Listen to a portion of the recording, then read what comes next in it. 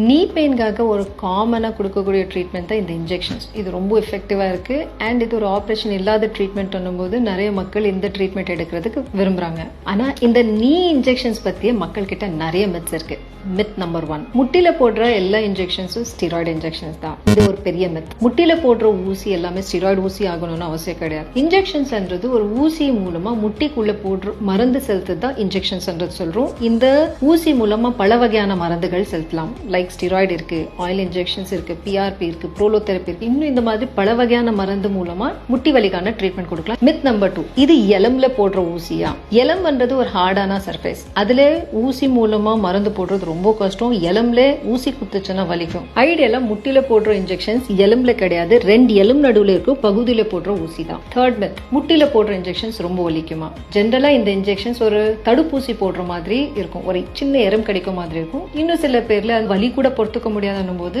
ஊசி போடுற இடத்துல மருத்து போற ஊசி லோக்கல் அனஸ்தீசியா போட்டுட்டு தான் பண்ண போறோம். சோ அதனால இந்த இன்ஜெக்ஷன்ஸ் எல்லாம் அந்த அளவுக்கு பெயின்ஃபுல்லா இருக்காது. மித் நம்பர் 4, வலிக்காக முட்டில ஊசி போடும்போது ரிசல்ட்ஸ் எல்லாம் அந்த அளவுக்கு கிடைக்காது. இது ஒரு பெரிய மித். பிளைண்டா இன்ஜெக்ஷன்ஸ் போடாம ஒரு ஸ்பெஷல் மெஷின் பயன்படுத்தி எந்த இடத்துல இந்த டேமேஜ் இருக்கோ அந்த இடத்துல ஒரு ஊசி மூலமா ட்ரீட்மெண்ட் கொடுக்கறப்போ ஆக்யூரேட்டா கொடுக்க முடியும். சோ உங்க வலி கம்மி ஆகுற சான்சஸ் ரொம்ப அதிகமா இருக்கும்.